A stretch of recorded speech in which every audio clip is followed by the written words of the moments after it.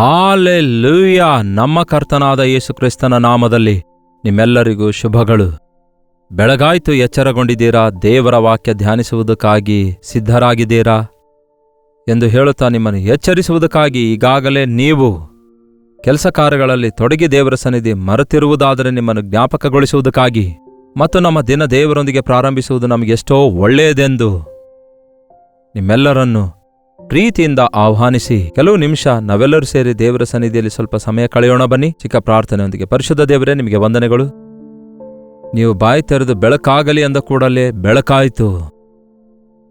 ಹಾಗೇ ನಮ್ಮ ಹೃದಯದಲ್ಲಿರುವ ಅಯೋಮಯದ ಪರಿಸ್ಥಿತಿಯಲ್ಲಿ ಪ್ರತಿಯೊಂದು ವಿಷಯದಲ್ಲಿ ನಿಮ್ಮ ವಾಕ್ಯದ ಬೆಳಕಿನಲ್ಲಿ ನಾವು ಯಾವುದು ಬೇಕು, ಯಾವುದು ಬೇಡವೋ, ಯಾವುದು ನಿಜವೋ, ಯಾವುದು ಸುಳ್ಳಾಗಿದೆಯೋ, ಯಾವುದೆಲ್ಲ ಅವಶ್ಯಕವಾಗಿದೆಯೋ ಎಂದು ತಿಳಿದುಕೊಳ್ಳುವ ದೈವ ಜ್ಞಾನ ಹೊಂದಿಕೊಳ್ಳುವವರಾಗಿರೋದ್ರಿಂದ ಈ ಉದಯ ಕಾಲದಲ್ಲಿ ದೇವರೇ, ನಿಮ್ಮ ವಾಕ್ಯದ ಬೆಳಕಿನಲ್ಲಿ ನಮ್ಮನ್ನು ನಾವು ನೋಡಿಕೊಳ್ಳಲು ಸಹಾಯ ಮಾಡಿರಿ ಎಂದು ಕ್ರಿಸ್ತನ ನಾಮದಲ್ಲಿ ಬೇಡುತ್ತೇವೆ ತಂದೆಯೇ, ಆಮೇನ್. ದೇವರಿಗೆ ಸ್ತೋತ್ರ. ದೇವರ ವಾಕ್ಯ ಪ್ರತಿದಿನ ನಮಗೆ ಅನೇಕ ವಿಷಯಗಳನ್ನು ಬೋಧಿಸುತ್ತಾ ಇರುವಾಗ, ತಿಳಿಯಪಡಿಸುತ್ತಾ ಇರುವಾಗ, ಮತ್ತೆ ನಿಮ್ಮಲ್ಲಿ ಎಷ್ಟು ಜನ ಗಮನಿಸುತ್ತಾ ಇದ್ದೀರೆಂದು ಗೊತ್ತಿಲ್ಲ, ಆದರೆ ಆತನ ವಾಕ್ಯ ನಾವು ಕೇಳ್ತಿರುವಾಗ ನಂಬಿಕೆಯಲ್ಲಿ ಅಭಿವೃದ್ಧಿ ಹೊಂದುತ್ತೇವೆ. ದೇವರ ವಾಕ್ಯದಿಂದ ನಮಗೆ ಗೊತ್ತಾಗಲಾರದ ಹಾಗೆ ವಾಕ್ಯವೆಂಬ ಶುದ್ಧ ಜಲಸ್ನಾನ ಮಾಡಿ ನಮ್ಮನ್ನು ನಾವು ಶುದ್ಧಿ ಮಾಡಿಕೊಳ್ಳುತ್ತೇವೆ. ಆತನ ವಾಕ್ಯ ನಮಗೆ ಬಲ ಕೊಡುತ್ತದೆ. ಯಾವ ರೀತಿ ನಾವು ತಿಂದ ಆಹಾರ ನಮಗೆ ಬಲ ಕೊಡುತ್ತದೋ ಅದನ್ನು ನಾವು ವಿವರಿಸಲಿಕ್ಕಾಗಲ್ಲ. ಅದನ್ನು ಹೇಗೆ ಜೀರ್ಣಿಸಿಕೊಂಡು ಅದರಲ್ಲಿರುವ ಸಾರ ಹೇಗೆ ಹೀರಿಕೊಂಡು ಬಾಡಿಗೆ ಬೇಕಾದ ಪ್ರತಿ ವಿಟಮಿನ್ಸನ್ನು, ಪ್ರತಿ ಮಿನರಲ್ಸನ್ನು ಹೇಗೆ ಒದಗಿಸುತ್ತದೋ ಹಾಗೆಯೇ ದೇವರ ವಾಕ್ಯವಾಗಿದೆ. ರೊಟ್ಟಿ ತಿಂದ ಮಾತ್ರದಿಂದ ಮನುಷ್ಯ ಬದುಕಲ್ಲ, ದೇವರ ಬಾಯಿಂದ ಹೊರಡುವ ವಾಕ್ಯದಿಂದ ಬದುಕುತ್ತಾನೆ ಎಂದು ದೇವರು ಹೇಳಿದಂತೆ ಆ ವಾಕ್ಯ ನಾವು ಕೇಳುವಾಗ ನಮ್ಮ ಆಧ್ಯಾತ್ಮಿಕ ಜೀವಿತದಲ್ಲಿ ಬಲ ಹೊಂದಿಕೊಳ್ತೇವೆ, ನಮ್ಮ ನಂಬಿಕೆಯಲ್ಲಿ ಅಭಿವೃದ್ಧಿ ಆಗ್ತೇವೆ. ಅದಕ್ಕೆ ದೇವರ ವಾಕ್ಯ ಬಹಳ ಅವಶ್ಯಕವಾಗಿದೆ. ಎಷ್ಟೋ ದಿನಗಳಿಂದ ನೀವು ವಾಕ್ಯ ಕೇಳ್ತಾ ಇದ್ದೀರಲ್ಲವೇ? ಅವಶ್ಯಕವಾದದ್ದೇನೆಂದರೆ, ಒಂದು ಸಾಲಿನಲ್ಲಿ ಹೇಳಬೇಕಾದರೆ,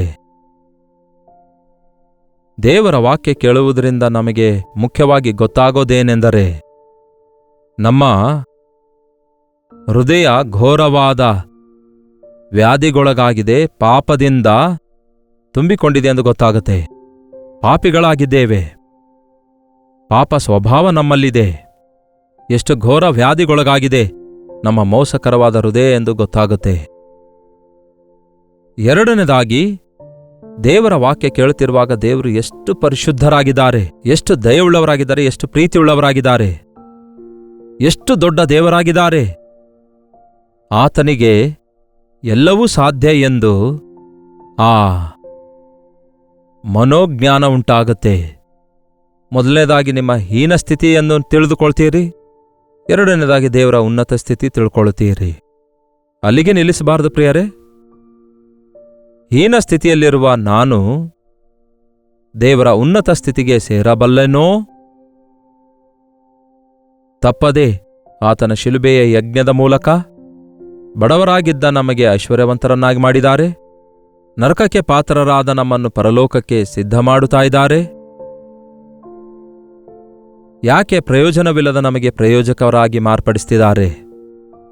ಅದೇ ರಿಪೆಂಟೆನ್ಸ್ ಆಗಿದೆ. ಪಶ್ಚಾತ್ತಾಪ ಪಡೋದು, ನಮ್ಮ ತಪ್ಪು ತಿಳ್ಕೊಳ್ಳೋದು, ನಮ್ಮ ತಪ್ಪು ಒಪ್ಪಿಕೊಂಡು ದೇವರ ಕೃಪೆಗಾಗಿ, ಆತನ ಪ್ರೀತಿಗಾಗಿ ಬೇಡಿಕೊಳ್ಳುವುದಾದರೆ, ಆತನ ಪರಿಶುದ್ಧತೆ ಕೋರಿಕೊಳ್ಳುವುದಾದರೆ ನಾವು ಆತನ ಸ್ಥಾನಕ್ಕೆ ಸೇರುವವರಾಗಿರ್ತೇವೆ. ಹಾಲೆಲೂಯಾ! ನನ್ನಲ್ಲಿ ನಂಬಿಕೆ ಇಡುವವರನ್ನು, ನನ್ನ ಬಳಿಗೆ ಬರುವವರನ್ನು, ನನ್ನನ್ನು ಅಂಗೀಕರಿಸಿದವರಿಗೆ ನನ್ನ ಮಕ್ಕಳಾಗುವ ಅಧಿಕಾರ ಕೊಟ್ಟಿದ್ದೇನೆ ಅಂದಿದ್ದಾರೆ. ದೇವರ ವಾಕ್ಯದಲ್ಲಿ ನಾವು ಬೆಳೆಯುವಾಗ ಆತನ ಸಾರೂಪ್ಯದಲ್ಲಿ ನಾವು ಮಾರ್ಪಡುತ್ತೇವೆ. ನಿಜ ಹೇಳಿ, ನಿಮ್ಮಲ್ಲಿ ಎಷ್ಟು ಜನ ಕ್ರಿಸ್ತೇಸುವಿನಲ್ಲಿದ್ದಂತಹ ಮನಸ್ಸುಳ್ಳವರಾಗಿದ್ದೀರಿ? ವಾಕ್ಯದಿಂದ ನೀವು ರಕ್ಷಿಸಲ್ಪಟ್ಟು ಹೃದಯ ಶುದ್ಧಿಯನ್ನು ಕೋರಿಕೊಳ್ತಾ ಇದ್ದೀರಿ. ಇನ್ನು ರಕ್ಷಿಸಲ್ಪಡದೇ ಇರುವವರಿಗೋಸ್ಕರ ಭಾರವುಳ್ಳವರಾಗಿ, ಇನ್ನು ನಿಮ್ಮ ಮನೆಯಲ್ಲಿರುವ ಅವಿಶ್ವಾಸಿಗಳಿಗೋಸ್ಕರ ಎಷ್ಟು ಜನ ಪ್ರಾರ್ಥಿಸುವವರಾಗಿದ್ದೀರಿ? ಪ್ರಾರ್ಥನೆಯಿಂದಲೇ ಸಮಸ್ತವೂ ಸಾಧ್ಯ. ಸತ್ಯವೇದದಲ್ಲಿ ಒಂದು ವಚನ ನೋಡಿಕೊಳ್ಳೋಣ ಬನ್ನಿರಿ. ಯೆಶಾಯನ ಪುಸ್ತಕ, ಅದರಲ್ಲಿ 62ನೇ ಅಧ್ಯಾಯ 6ನೇ ವಚನ ಓದುತ್ತಾ ಇದ್ದೇನೆ, ಕೇಳ್ರಿ. ಯೆರೂಸಲೇಮೇ, ನಾನು ನಿನ್ನ ಪೌಳಿಗೋಡೆಗಳಲ್ಲಿ ಕಾವಲುಗಾರರನ್ನು ನೇಮಿಸಿದ್ದೇನೆ. ಅವರು ಹಗಲು ಇರುಳು ಮೌನವಾಗಿರರು. ಯಾರು ಅವರು? 7ನೇ ವಚನ. ಯೆಹೋವನಿಗೆ ಜ್ಞಾಪಿಸುವವರೇ, ಆತನು ಯೆರೂಸಲೇಮನ್ನು ಭದ್ರಪಡಿಸಿ ಲೋಕಪ್ರಸಿದ್ಧಿಗೆ ತರುವ ತನಕ ನಿಮಗೆ ವಿರಾಮವಿಲ್ಲದಿರಲಿ. ಆತನಿಗೂ ವಿರಾಮ ಏನಂತೆ? ಆತನಿಗೂ ವಿರಾಮ ಕೊಡದಿರಿ. ರಕ್ಷಿಸಲ್ಪಟ್ಟ ನಂತರ, ಅಂದರೆ ನಾನು ಪಾಪಿ, ಆತನು ಪರಿಶುದ್ಧನು, ಆತನ ನಾಮದಲ್ಲಿ ನನಗೆ ರಕ್ಷಣೆ ಇದೆ ಎಂದು ನಂಬಿದ ನಂತರ, ಆತನ ರಾಜ್ಯಕ್ಕೆ ವಾರಸುದಾರನಾಗಿದ್ದೇನೆ ಎಂದು ನಂಬಿಕೆ ಇಟ್ಟ ನಂತರ, ನಾವು ಇತರರಿಗೋಸ್ಕರ ವಿಜ್ಞಾಪನೆ ಮಾಡಬೇಕು. 7ನೇ ವಚನ ಹೇಳುತ್ತದೆ, ಯೆಹೋವನಿಗೆ ಜ್ಞಾಪಿಸುವವರೇ, ದೇವರಿಗೆ ಜ್ಞಾಪಕ ಮಾಡಿರಿ ಅನ್ನುತ್ತಾನೆ. ಇತರರು ತಮ್ಮಷ್ಟಕ್ಕೆ ತಾವು ಪ್ರಾರ್ಥಿಸಿಕೊಳ್ಳಲಿಕ್ಕಾಗಲ್ಲ. ಅವಿಶ್ವಾಸಿಗಳು, ಲೋಕದಲ್ಲಿ ಸೈತಾನನ ಬಂಧನದಲ್ಲಿರುವವರಿಗೆ, ದೇವರೊಂದಿಗೆ ಸಹವಾಸ ಇಲ್ಲದಕ್ಕಾಗಿ, ದೇವರಿಗೆ ಅರಿಯದವರಾಗಿರುವುದಕ್ಕಾಗಿ ಅವರು ಆತನ ನಾಮದಲ್ಲಿ ಬೇಡಿಕೊಳ್ಳಲಿಕ್ಕಾಗಲ್ಲ, ಪ್ರಾರ್ಥಿಸಿಕೊಳ್ಳಲಿಕ್ಕಾಗಲ್ಲ. ಆತನ ನಾಮ ಅರಿತಿರುವ ನಾವು ವಿಶ್ವಾಸಿಗಳಾಗಿದ್ದೇವೆ. ಹಾಗಾಗಿ ಬೇರೆಯವರಿಗೋಸ್ಕರ ದೇವರ ಸನ್ನಿಧಿಯಲ್ಲಿ ವಿಜ್ಞಾಪನೆ ಮಾಡಬೇಕು, ಆತನಿಗೆ ಜ್ಞಾಪಕಗೊಳಿಸಬೇಕು.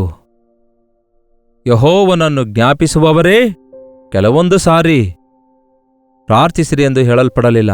ಆತನನ್ನು ನೀವು ವಿರಾಮ ಕೊಡದಿರಿ. ಮೊದಲನೇದಾಗಿ ಯು ಡೋಂಟ್ ರಿಲ್ಯಾಕ್ಸ್ ಅನ್ನುತ್ತಾರೆ. ನೋಡಿ, ಬಹಳಷ್ಟು ಜನ ಪ್ರಾರ್ಥನೆ ಮಾಡಿ ಮುಗಿದೋಯ್ತು ಅಂದುಕೊಳ್ತಾರೆ. ಹಾಗಲ್ಲ. ದೇವರು ಉತ್ತರ ಕೊಡುವವರೆಗೂ. ಕೇಳಿ ಪ್ರಿಯರೇ, ಒಬ್ಬ ಅನ್ಯಾಯಗಾರನಾದ ನ್ಯಾಯಾಧಿಪತಿ ಇದ್ದನಂತೆ. ಮೋಸಗಾರನು, ಅನ್ಯಾಯಗಾರನು ಲಂಚ ತೆಗೆದುಕೊಳ್ಳದೆ ನ್ಯಾಯ ತೀರಿಸೋದಿಲ್ಲ. ಆದರೆ ಒಬ್ಬ ವಿಧವೆ ಮೇಲಿಂದ ಮೇಲೆ ಅವನ ಮನೆಗೆ ಹೋಗಿ, ನನಗೆ ನ್ಯಾಯ ತೀರಿಸು, ನನಗೆ ನ್ಯಾಯ ತೀರಿಸು, ನನಗೆ ನ್ಯಾಯ ತೀರಿಸು ಅಂದಿದ್ದಕ್ಕೆ, ಅಬ್ಬಾ, ದಿನಾಲು ಬಂದು ಇವಳು ನನಗೆ ಕಾಡಿಸದಂತೆ ಇವಳ ಕೇಸು ಕ್ಲಿಯರ್ ಮಾಡೋಣ ಅಂದ್ಕೊಂಡು, ಆಕೆಗೆ ನ್ಯಾಯ ತೀರಿಸೋಣ ಅಂದ್ಕೊಂಡು, ಕೊನೆಗೆ ಆಕೆ ಇಟ್ಟ ಮೊರೆಗೆ ಉತ್ತರ ಕೊಟ್ಟೇ ಬಿಡುತ್ತಾನೆ. ಪ್ರಿಯರೇ,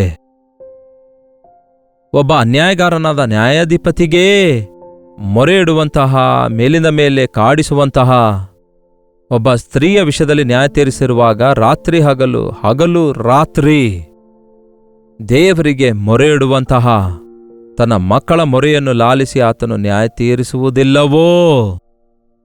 ನೋಡಿ ಪ್ರಿಯರೇ, ಅನ್ಯಾಯ ಲೋಕದಲ್ಲಿ ಹೇಗೆ ವಿಸ್ತರಿಸುತ್ತಾ ಇದೆ ಎಂದು. ಅನ್ಯಾಯವೇ ವಿಸ್ತರಿಸುತ್ತಾ ಇದೆ. ನ್ಯಾಯಸ್ಥನು ಅನ್ಯಾಯಗಾರ ಕೈಗೆ ಸಿಕ್ಕಿಬಿದ್ದು ನರಳಾಡ್ತಿದ್ದಾನೆ. ನ್ಯಾಯಕ್ಕೋಸ್ಕರ ಹೋರಾಡುವವರು ತಮ್ಮ ಪ್ರಾಣವನ್ನೇ ಕಳೆದುಕೊಳ್ತಿದ್ದಾರೆ. ಅನ್ಯಾಯಗಾರರ ಕೂಗೇ ಗೆಲ್ಲುತ್ತಿದೆ. ಆದರೆ ಯೇಸು ನೀತಿವಂತನಾಗಿದ್ದಾರೆ, ನ್ಯಾಯವಂತನಾಗಿದ್ದಾರೆ, ಯಾವ ಪಾಪ ಇಲ್ಲದವನಾಗಿದ್ದಾರೆ. ಆದರೆ ಆತನು ಮೌನವಾಗಿದ್ದಾನೆ. ಅವರ ಕೂಗೇ ಗೆಲ್ಲಿತು, ಆತನನ್ನು ಶಿಲುಬೆಗೆ ಹಾಕ್ರಿ, ಶಿಲುಬೆಗೆ ಹಾಕ್ರಿ. ದೇವರ ಮಕ್ಕಳಿಗೆ ಶ್ರಮೆ ಬಂದಾಗ ನಾವು ಒಂಥರ ವಿಚಿತ್ರ ಅಂದುಕೊಳ್ತೇವೆ. ತಪ್ಪು ಮಾಡದವರ ಮೇಲೆ ತಪ್ಪು ಹೊರಿಸಿ ಅವರನ್ನು ಶಿಕ್ಷೆಗೆ ಪಾತ್ರರನ್ನಾಗಿ ತೀರ್ಪು ತೀರಿಸುವಾಗ, ಸೆರೆಮನೆಗೆ ಕಳಿಸಿ ಹಿಂಸೆಗೊಳಿಸುತ್ತಿರುವಾಗ, ಇದನ್ನು ಯೇಸುವಿನ ವಿಷಯದಲ್ಲಿ ಕೂಡ ಮಾಡಿದರೆ, ಈ ಲೋಕ ನಿಮ್ಮನ್ನು ದ್ವೇಷ ಮಾಡುವುದಾದರೆ ನೀವು ಸಂತೋಷಿಸಿರಿ, ಯಾಕೆಂದರೆ ನೀವು ಈ ಲೋಕಕ್ಕೆ ಸೇರಿದವರಲ್ಲ, ನೀವು ನನಗೆ ಸಂಬಂಧಪಟ್ಟವರಾಗಿರುವುದರಿಂದ ನನ್ನನ್ನು ದ್ವೇಷಿಸಿರುವ ಲೋಕ ನಿಮ್ಮನ್ನು ದ್ವೇಷಿಸುತ್ತೆ. ಆದರೆ ನೀವು ನಂಬಿಗಸ್ತರಾಗಿರೋದಾದರೆ ಜೀವ ಕಿರೀಟ ಕೊಡುತ್ತೇನೆಂದಿದ್ದಾರೆ. ನಾವು ಯೇಸುವಿಗೆ ನಾವು ಮೊರೆಡ್ತಾ ಇಲ್ಲ. ನಮ್ಮಲ್ಲಿ ಬಹಳಷ್ಟು ಜನ ಭಾನುವಾರ ಸಭೆಗೆ ಹೋದರೆ ಮತ್ತೆ ಭಾನುವಾರದವರೆಗೂ ಹೋಗದವರಾಗಿಯೇ ಉಳ್ಕೊಳ್ತಿದ್ದೇವೆ. ಅದನ್ನು ವಿಚಾರಿಸಿದರೆ ಎಷ್ಟು ವಿಷಾದಕರವಾಗಿದೆ ನೋಡಿ. ವಾರಕ್ಕೆ 2 ಆವರ್ತಿ ಉಪವಾಸವಿದ್ದು ಪ್ರಾರ್ಥಿಸ್ತಾ ಇದ್ದ ಫರಿಸಾಯ ಕನಿಷ್ಠ ನಾವು ಅದಕ್ಕಿಂತ ಹೆಚ್ಚು ಮಾಡಬೇಕಲ್ಲವೇ? ಈ ದಿನ ಬುಧವಾರ ಪ್ರಿಯರೇ, ಮಧ್ಯವಾರದ ಪ್ರಾರ್ಥನೆ ಕೂಟ ನಿಮ್ಮ ಚರ್ಚ್ನಲ್ಲಿ ನಡೆಯುತ್ತವೋ? ಶುಕ್ರವಾರ ಇಲ್ಲವೇ ಶನಿವಾರ ಉಪವಾಸ ಪ್ರಾರ್ಥನೆಗಳು ನಡೆಯುತ್ತಿವೆಯಾ? ಭಾನುವಾರ ಆರಾಧನೆಯೊಂದಿಗೆ ಮಧ್ಯವಾರದ ಪ್ರಾರ್ಥನೆ ಕೂಟಕ್ಕೆ, ಉಪವಾಸ ಪ್ರಾರ್ಥನೆ ಕೂಟಕ್ಕೆ ನೀವು ಹಾಜರಾಗ್ತಾ ಇದ್ದೀರಾ? ನೀವು ಪಾಲ್ಗೊಳ್ತಾ ಇದ್ದೀರಾ? ಆಲೋಚಿಸಿರಿ. ಭಾನುವಾರ ಎಲ್ಲರೂ ಬರ್ತಾರೆ, ಹಳೆಯವರು ಬರ್ತಾರೆ, ಹೊಸೊಬ್ಬರು ಬರ್ತಾರೆ, ವಿಶ್ವಾಸಿಗಳು ಬರ್ತಾರೆ, ಅವಿಶ್ವಾಸಿಗಳು ಬರ್ತಾರೆ.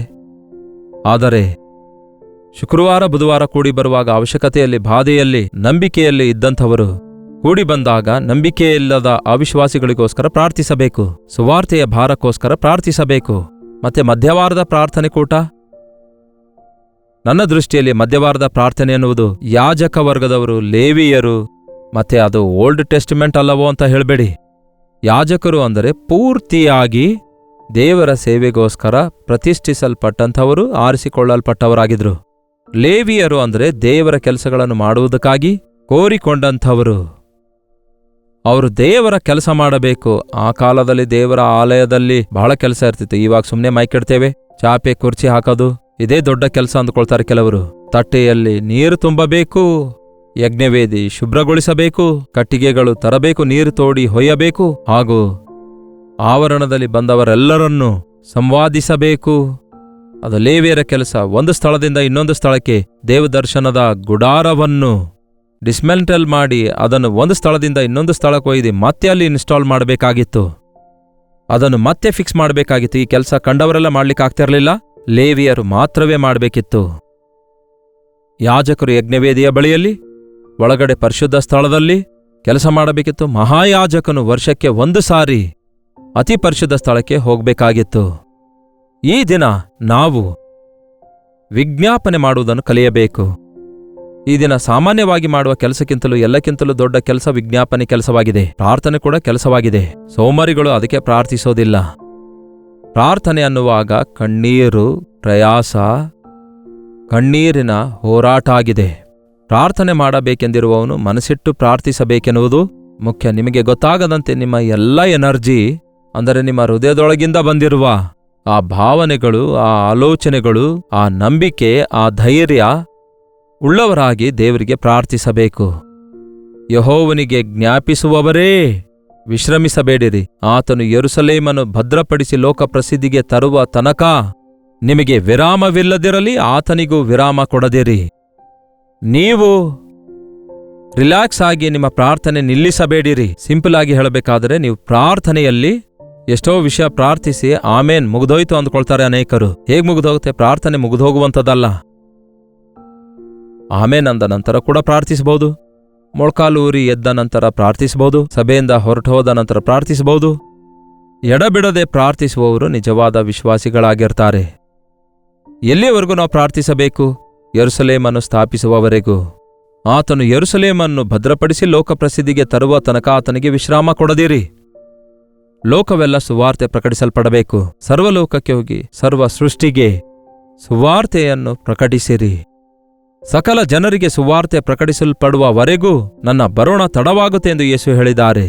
ಅದಕ್ಕೆ ವಿಶ್ವಾಸಿಗಳಾಗಿರುವವರು ಸಭೆಯಾಗಿ ಕೂಡಿ ಬರುವಾಗ ಈ ಲೋಕದಲ್ಲಿ ನಶಿಸಿ ಹೋಗುತ್ತಿರುವ, ಕ್ರಿಸ್ತನನ್ನು ಅರಿಯದೆ ಪಾಪ ಬಂಧನದಲ್ಲಿರುವ, ತಮ್ಮ ಜೀವಿತವನ್ನು ವ್ಯರ್ಥಪಡಿಸಿಕೊಳ್ಳುತ್ತಿರುವ, ಸಮಸ್ಯೆಗಳಲ್ಲಿ ಒದ್ದಾಡುತ್ತಾ ಇರುವವರಿಗೋಸ್ಕರ ನಾವು ದೇವರ ಸನ್ನಿಧಿಯಲ್ಲಿ ವಿಜ್ಞಾಪನೆ ಮಾಡಬೇಕು. ಯೆರೂಸಲೇಮನ್ನು ಸ್ಥಾಪಿಸುವವರೆಗೂ, ಯೆರೂಸಲೇಮನ್ನು ಪ್ರಸಿದ್ಧಿಗೆ ತರುವವರೆಗೂ, ಅಂದರೆ ಒಬ್ಬ ವ್ಯಕ್ತಿಯನ್ನು ರಕ್ಷಣೆಯೊಳಗೆ ಸ್ಥಿರಪಡಿಸುವವರೆಗೂ, ಆ ವ್ಯಕ್ತಿಯ ಮುಖಾಂತರ ದೇವರ ಕಾರ್ಯಗಳು ನೆರವೇರುವವರೆಗೂ ನಾವು ಒಬ್ಬೊಬ್ಬರಿಗೋಸ್ಕರ ಪ್ರಾರ್ಥಿಸಬೇಕು. ನಮ್ಮ ಮಕ್ಕಳಿಗಾಗಿ ಪ್ರಾರ್ಥಿಸಬೇಕು, ನಮ್ಮ ಕುಟುಂಬ ಸದಸ್ಯರಿಗಾಗಿ ಪ್ರಾರ್ಥಿಸಬೇಕು, ನಮ್ಮ ಸಭೆಯಲ್ಲಿರುವ ವಿಶ್ವಾಸಿಗಳಿಗೋಸ್ಕರ ಒಬ್ಬರಿಗೋಸ್ಕರ ಒಬ್ಬರು ಪ್ರಾರ್ಥಿಸಬೇಕು. ಸಭೆಯ ಹೊರಗೆ ಇರುವವರಿಗೋಸ್ಕರ ಭಾರದಿಂದ ದೇವರು ತನ್ನ ಕಾರ್ಯ ಜರುಗಿಸುವ ಹಾಗೆ ಪ್ರಾರ್ಥಿಸಬೇಕು.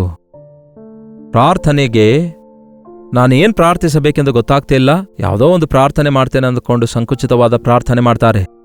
ಆದರೆ ಪ್ರಾರ್ಥನೆ ಎಷ್ಟೋ ಎಷ್ಟೋ ಭಾರದಿಂದ ಮಾಡಬಹುದು, ಎಷ್ಟೋ ವಿಸ್ತಾರವಾಗಿ ಮಾಡಬಹುದು. ಅಂದರೆ ಸೇವೆಗೋಸ್ಕರ, ಅವಶ್ಯಕತೆಗೋಸ್ಕರ ಪರಲೋಕದ ಬಾಗಿಲು ತಟ್ಟಬಹುದು. ಆತನು ಯೆರೂಸಲೇಮನ್ನು ಸ್ಥಾಪಿಸುವವರೆಗೂ, ಪರಲೋಕ ರಾಜ್ಯಕ್ಕೆ ಸೇರುವವರೆಗೂ, ಯೇಸುನಾಮ ಲೋಕದ ಕಟ್ಟಕಡೆಯವರೆಗೂ ತಲುಪುವವರೆಗೂ, ಯೇಸುನಾಮ ಪ್ರಸಿದ್ಧಗೊಳ್ಳುವವರೆಗೂ, ಯೇಸುವಿನ ನಾಮ ಅರಿತವರೆಲ್ಲರೂ ರಕ್ಷಣೆ ಹೊಂದುವವರೆಗೂ. ನೋಡಿ, ಒಂದು ಮ್ಯಾಪ್ ತೆಗೆದುಕೊಂಡು, ಅಂದರೆ ಕೆಲವೊಂದು ಕಂಪನೀಸ್ ಅವರು, ಫ್ಯಾಕ್ಟರಿ ಅವರು ತಮ್ಮ ಟಾರ್ಗೆಟ್ ಅನ್ನು ಇಟ್ಕೊಂಡು we are going to reach ಎಂಬುದಾಗಿ ಪಿನ್ ಇಡ್ತಾರೆ. ಆ ವರ್ಲ್ಡ್ ಮ್ಯಾಪ್ನಲ್ಲಿ ಇಂಡಿಯಾ ಮ್ಯಾಪ್ ಮೇಲೆ ಅವರು ಪಿನ್ ಮಾಡಿದಾಗ ಅವು ಎಷ್ಟು ಸ್ಥಳದವರೆಗೂ ರೀಚ್ ಆಗಿದೆ ಎಂದು ಅವರಿಗೆ ನೆನಪಿರುತ್ತೆ. ಅವರು ರೆಡ್, ಆರೆಂಜ್, ಗ್ರೀನ್ ಎಂಬುದಾಗಿ ಕಲರ್ ಆಗಿ ಪಿನ್ ಇಡ್ತಾರೆ. ದೀಸ್ ಆರ್ ರೀಚ್ಡ್ ಒನ್ಸ್, ಇವು ಅನ್ರೀಚ್ಡ್ ಆಗಿವೆ, ಇವು ಇನ್ನೂ ಪ್ರೋಸೆಸ್ಸಲ್ಲಿವೆ, ದಿಸ್ ಈಸ್ ಅನ್ರೀಚ್ಡ್ ಎಂಬ ಪ್ಲಾನ್ ಹಾಕಿಕೊಳ್ತಾರೆ. ಆ ಪ್ರಕಾರ ಅವರು ತಮ್ಮ ಟಾರ್ಗೆಟ್ ಪೂರ್ತಿಗೊಳಿಸ್ತಾರೆ. ಯೇಸು ಕ್ರಿಸ್ತನ ನಾಮವು ಎಷ್ಟು ಸ್ಥಳಗಳಲ್ಲಿ ಪ್ರಕಟಿಸಲ್ಪಟ್ಟಿದೆ, ಇನ್ನು ಎಷ್ಟು ಸ್ಥಳಗಳಲ್ಲಿ ಪ್ರಕಟಿಸಲ್ಪಟ್ಟಿಲ್ಲ, ಎಷ್ಟು ಸ್ಥಳಗಳಲ್ಲಿ ಇನ್ನೂ ಆತನ ನಾಮವನ್ನೇ ಅರಿಯದಂತಹ ಪ್ರಜೆಗಳಾಗಿದ್ದಾರೆ ಎನ್ನುವುದನ್ನು ನಾವು ಗುರುತಿಸಿ ಅವುಗಳಿಗೋಸ್ಕರ ನಾವು ಪ್ರಾರ್ಥಿಸಬೇಕು. ಇತ್ತೀಚೆಗೆ ಭಾರತ ದೇಶಕ್ಕಾಗಿ ನನಗೆ ಭಾರ ಉಂಟಾಗ್ತಿದೆ, ಎಂದಿನಿಂದಲೂ ಇದೆ ಬಿಡಿ, ಆದರೆ ಈಗ ಮತ್ತಷ್ಟು ಭಾರ ದೇವರು ಹುಟ್ಟಿಸ್ತಿದ್ದಾರೆ. ನಮ್ಮ ಭಾರತ ದೇಶ ಪೂರ್ತಿಯಾಗಿ ಸುವಾರ್ತೆ ಒಂದು ಸಾರಿ ಆದರೂ ಪ್ರಕಟಿಸಲ್ಪಡಬೇಕು. ನಾಳಿನ ದಿನ ಯಾರು ಕೂಡ ಯೇಸು ಯಾರೆಂದು ನನಗೆ ಹೇಳಿಲ್ಲ ಎಂದು ನರಕಕ್ಕೆ ಅಂದ್ಕೊಳ್ಳೋದೇ ಹೋಗೋದಾದ್ರೆ, ಹೇಳಿದ್ರು ಆದರೆ ನಾನು ಕೇಳಲಿಲ್ಲ ಅಂದ್ರೆ ಅದು ಅವರಿಷ್ಟ. ಆದರೆ ಯಾರೂ ಹೇಳಿಲ್ಲ ಎನ್ನುವುದಾದರೆ ಮಾತ್ರ ಅದು ನಮ್ಮ ತಪ್ಪು.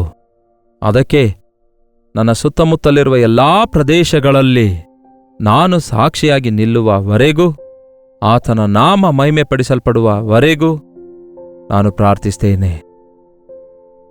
55 ವರ್ಷಗಳ ಹಿಂದೆ ಸೇವೆಗೆ ಬಂದ ನಾನು 43 ವರ್ಷಗಳ ಹಿಂದೆ ಪ್ರತ್ಯೇಕವಾಗಿ ಸೇವೆ ಪ್ರಾರಂಭಿಸಿದಾಗ ಕಾಪವರಂ ಎಂಬ ಚಿಕ್ಕ ಗ್ರಾಮದಲ್ಲಿದ್ದುಕೊಂಡು ಅಲ್ಲಿ ಏನ್ ಮಾಡಬೇಕೆಂದು ಗೊತ್ತಿಲ್ಲದೆ ಪ್ರಾರ್ಥಿಸುತ್ತಿರುವಾಗ ದೇವರು ಆ ಸುತ್ತಮುತ್ತಲಿರುವ ಗ್ರಾಮಗಳೆಲ್ಲವುಗಳ ಹೆಸರನ್ನು ಬರೆದಿಟ್ಕೊಂಡ್ರು. ಆ ಹೆಸರೆಲ್ಲ ಬರೆದಿಟ್ಕೊಂಡು ದೇವರ ಸನ್ನಿಧಿಯಲ್ಲಿಟ್ಟು ಪ್ರಾರ್ಥಿಸಿದರೆ ಆಶ್ಚರ್ಯಕರವಾಗಿ ಒಂದು 2 ಇಯರ್ಸ್ನಲ್ಲಿ ಮೇ ಬಿ 70-80 ಗ್ರಾಮಗಳಿಗೆ, ಕುಗ್ರಾಮಗಳಿಗೆ ಹೋಗಿ ದೇವರ ಸೇವೆ ಮಾಡಿ ಅನೇಕರನ್ನು ರಕ್ಷಣೆಗೆ ನಡೆಸುವ ಕೃಪೆ ದೇವರು ಕೊಟ್ಟಿದ್ದಾರೆ. ಈ ದಿನ ಗುರಿಯಿಲ್ಲದ ಭಕ್ತಿ ಕುರುಡ ಭಕ್ತಿಯಾಗಿದೆ ಪ್ರಿಯರೇ. ಧ್ಯೇಯವಿಲ್ಲದ ಸೇವೆ ಪ್ರಯೋಜನವಿಲ್ಲ.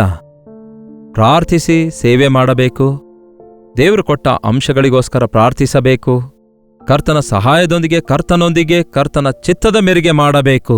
ಅದಕ್ಕೆ ಆತನಿಗೆ ವಿರಾಮ ಕೊಡದಿರಿ. ಯೆರೂಸಲೇಮನ್ನು ಆತನು ಲೋಕಪ್ರಸಿದ್ಧಿಗೆ ತರುವ ತನಕ ಆತನಿಗೆ ವಿರಾಮ ಕೊಡದಿರಿ. ಬನ್ನಿ ಪ್ರಾರ್ಥಿಸೋಣ. ಪರಿಶುದ್ಧ ದೇವರೇ, ಪ್ರೀತಿಯುಳ್ಳ ತಂದೆಯೇ, ಪ್ರಾರ್ಥನೆಯ ಪ್ರಾಮುಖ್ಯತೆಯನ್ನು, ಪ್ರಾರ್ಥನೆಯ ಶಕ್ತಿಯನ್ನು ನಾವು ಗುರುತಿಸುವುದಕ್ಕಾಗಿಯೂ ನಮಗೆ ವಿಶಾಲವಾದ ಹೃದಯ ದಯಪಾಲಿಸಿರಿ.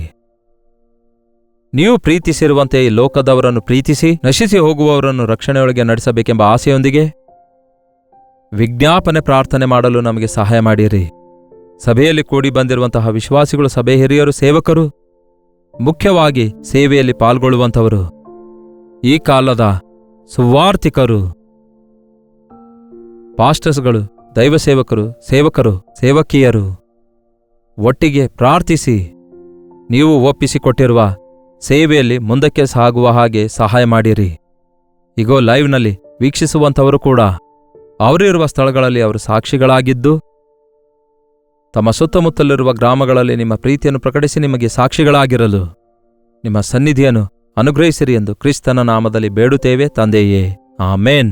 ನಮ್ಮ ತಂದೆಯಾದ ದೇವರ ಪ್ರೀತಿಯು, ಮಗನಾಗಿರುವ ಕ್ರಿಸ್ತನ ಕೃಪೆಯು, ಆದರಣೆಕರ್ತನಾದ ಪವಿತ್ರಾತ್ಮನ ಸಹವಾಸವು ಕೂಡಿ ಬಂದಿರುವ ನಮ್ಮೆಲ್ಲರ ಸಂಗಡ ಇಂದಿಗೂ ಸದಾಕಾಲಕ್ಕೂ ನೆಲೆಯಾಗಿರಲಿ. ಆಮೇನ್. ದೇವರಿಗೆ ಸ್ತೋತ್ರ. ನಿಮ್ಮ ಪ್ರಾರ್ಥನಾ ಮನವಿ 8939731313 ನಂಬರ್ಗೆ ಹಾಗೂ ಇತರ ದೇಶದಿಂದ ನೀವು ವೀಕ್ಷಿಸುವುದಾದರೆ ಕೊಡಲ್ಪಟ್ಟ ಇದೇ ನಂಬರ್ಗೆ ಒಂದು ಟೆಕ್ಸ್ಟ್ ಆಗಲಿ, ಇಲ್ಲವೇ ವಾಯ್ಸ್ ಮೆಸೇಜ್ ಮುಖಾಂತರ ವಾಟ್ಸಪ್ ಕಳಿಸಿಕೊಡಿರಿ. ಒಂದು ವೇಳೆ ಟೆಕ್ಸ್ಟ್ ಏನಾದರೂ ನಿಮ್ಮಿಂದ ಕಳಿಸ್ಲಿಕ್ಕಾಗದೇ ಇರುವುದಾದರೆ ಕೊಡಲ್ಪಟ್ಟ ನಂಬರ್ಗೆ ನೇರವಾಗಿ ಕರೆ ಮಾಡಿರಿ. ನಿಮ್ಮ ಕರೆಯನ್ನೆತ್ತಿ ನಿಮಗೋಸ್ಕರ ಪ್ರಾರ್ಥಿಸಲು ನಾವು ಯಾವಾಗಲೂ ಸಿದ್ಧರಾಗಿದ್ದೇವೆ. ಇವತ್ತು ಬುಧವಾರವಲ್ಲವೋ, ಹಾಗಾಗಿ ನಿಮ್ಮ ಸಭೆಯಲ್ಲಿ ನಡೆಯುವಂತಹ ಮಧ್ಯವಾರದ ಪ್ರಾರ್ಥನಾ ಕೂಟಕ್ಕೆ ಸಭೆಯಾಗಿ ಸೇರಿ ಬಂದು ಈಗ ತಾನೇ ವಾಕ್ಯದಲ್ಲಿ ಕೇಳಿದಂತೆ ಅನೇಕ ವಿಷಯಗಳಿಗಾಗಿ ದೇವರ ಮುಂದೆ ವಿಜ್ಞಾಪಿಸಿರಿ, ಪ್ರಾರ್ಥಿಸಿರಿ. ಅದ್ಭುತ ಕಾರ್ಯ ನಿಮ್ಮ ಜೀವಿತದಲ್ಲಿ ಅನುಭವಿಸುವವರಾಗಿರಿ. ಮತ್ತೆ ನಾಳೆ ಇದೇ ಅನುದಿನದ ಧ್ಯಾನ ಎಂಬ ಕಾರ್ಯಕ್ರಮದಲ್ಲಿ ಭೇಟಿಯಾಗೋಣ. ಅಲ್ಲಿವರೆಗೂ ದೇವರ ಮಹಾಕೃಪೆ ನಿಮ್ಮೆಲ್ಲರೊಂದಿಗಿರಲಿ.